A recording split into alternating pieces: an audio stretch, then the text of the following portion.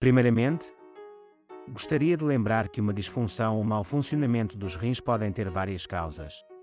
Em primeiro lugar, uma má alimentação. Uma alimentação que sobrecarrega os rins faz com que eles funcionem pior e possam apresentar diferentes sinais e sintomas. Além disso, os rins possuem uma emoção própria que os caracteriza, que interfere em seu funcionamento, como o medo, falta de autoestima e falta de coragem.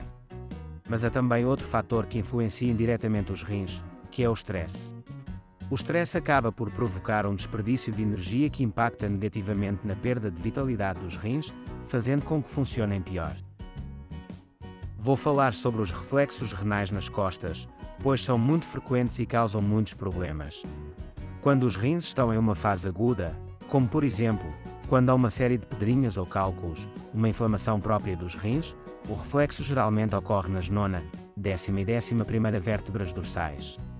Uma dor nessa região, abaixo das costelas, uma dor pontiaguda em algum lugar, do outro lado ou uma sensação pontiaguda no meio.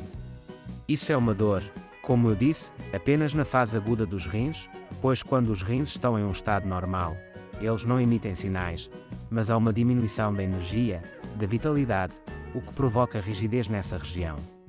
Uma rigidez que o paciente pode sentir como uma sensação de travamento na parte alta da região lombar e acaba causando problemas mais tarde na região lombar baixa, ou seja, nos discos entre as vértebras L4, L5 e principalmente entre L5 e S1.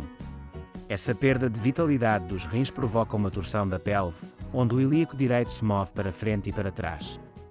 Ou seja, há uma assimetria na pelve que acaba sobrecarregando, comprimindo e esmagando, e assim ajudando ou contribuindo para a gênese de uma hérnia de disco. Principalmente, como eu disse, entre as vértebras L5 e o sacro. Normalmente, esse tipo de problema sempre causa problemas ciáticos em direção à perna esquerda. Isso é importante, pois esse reflexo é muito frequente. Além disso, quando os rins estão com baixa vitalidade, podem causar uma sensação de dor constante, como uma dor de dente, digamos, em ambos os glúteos. As pessoas sentem uma sensação de dormência, rigidez em ambos os glúteos. Também é comum sentir dor decorrente do mau funcionamento dos rins. E é também outro problema frequente associado aos rins, que é a sensação de peso, carga nos dois trapézios, com dor na região das vértebras salientes quando termina a coluna cervical. Essa região aqui. Esse problema pode acabar bloqueando as vértebras e principalmente a primeira costela, gerando sintomas muito semelhantes aos do síndrome do túnel do carpo. Mas esses sintomas também são influenciados ou causados pelo mau funcionamento dos rins, onde há uma eliminação deficiente de toxinas e, portanto, o corpo retém mais líquidos. E esses líquidos também contribuem para um aumento da pressão, acumulação de líquidos nas mãos, consequentemente, mais pressão sobre o nervo mediano, que é o que provoca o síndrome do túnel do carpo.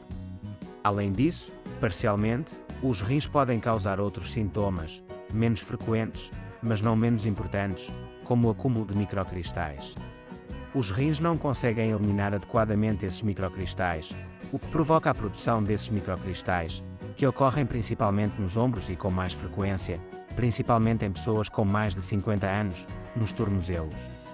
Uma dor na região dorsal, acima dos tornozelos, como se fosse um processo de gota, mas em vez de afetar apenas o dedão, que é típico ou o que as pessoas conhecem como associado ao processo de gota. Esse processo de gota, de microcristais que se estendem por toda a região dorsal do pé e tornozelo. E, finalmente, quero que você entenda que o tratamento dos rins é muito eficaz na medicina natural, com uma alimentação adequada e o uso de plantas medicinais adequadas.